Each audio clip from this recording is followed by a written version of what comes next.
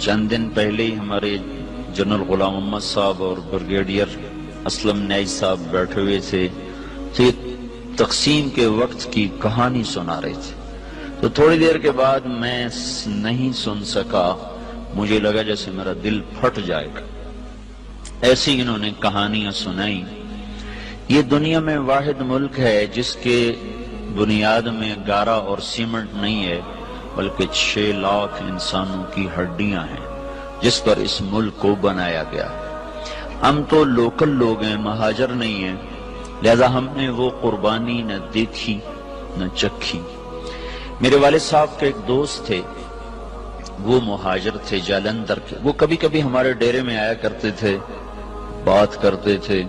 تو ایک دن میں بھی بیٹھا تھا اور وہ یہ بات کر رہے تھے کہ جالندھر سے جب ہم نکلے ہیں پارٹیشن پر تو میرا سارا خاندان کٹ گیا، اکیلی جان لے کر نکلا، اور تھوڑی چھوٹی سی عمر بھی زیادہ نہیں تھی. تو دن میں چھپتا تھا کماد کے کھیت میں. اگست میں کماد اچھا خاصا بڑا ہو جاتا ہے، اور رات کو پھر میں سفر کرتا تھا اور مجھے کچھ پتہ نہیں میں کہاں جا رہا ہوں، میری کیا منزل ہے. مجھے صرف ایک فکر تھا کہ میں سکھوں کی تلوار سے بچ جاؤں.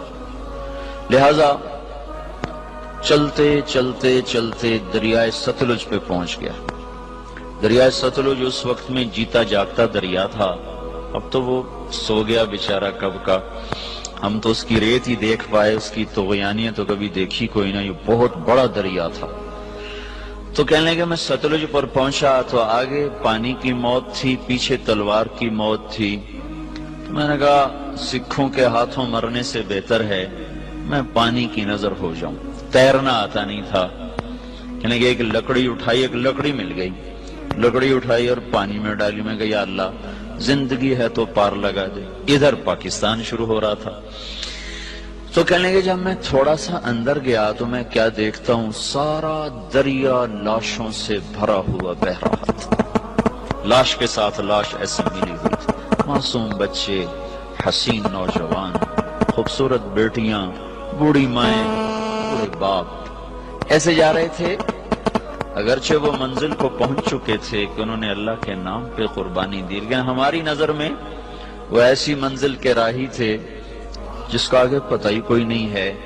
ستلج کی لہریں ان کا کفن بن رہی تھیں اور ستلج کی تہ ان کی قبر بن رہی تھی. یہی کچھ راوی میں ہو رہا تھا، یہی کچھ چناب میں ہو رہا تھا. یہ 3 دریا ہندوستان سے آتے تھے، ان تینوں میں یہ بہ رہی تھی. اپنی تاریخ پڑھتے رہنا چاہیے، اس سے پتہ چلتا ہے ہماری ابتدا کیا ہے اور ہم نے جانا کہاں ہے. بدقسمتی ایسی ہوئی میرے عزیزو کہ اس ملک کو نا اتنی اللہ نے دولت سے نوازا ہے کہ آپ اور ہم اندازہ ہی نہیں کر سکتے. میں مکہ میں تھا، مجھے ایک جیولوجسٹ ملا. وہ کہنے لگا میں اپنے علم کی بنیاد پر کہتا ہوں کہ پاکستان جیسی زمین پوری دنیا میں کسی کے پاس کوئی. اس کو صرف ایک کینسر لگا، وہ بددیانتی کا، خیانت کا، چور بازاری کا اس کو کینسر لگا. اگر یہ اس ملک میں نہ ہوتا تو یہ دنیا میں جنت کا ٹکڑا ہوتا.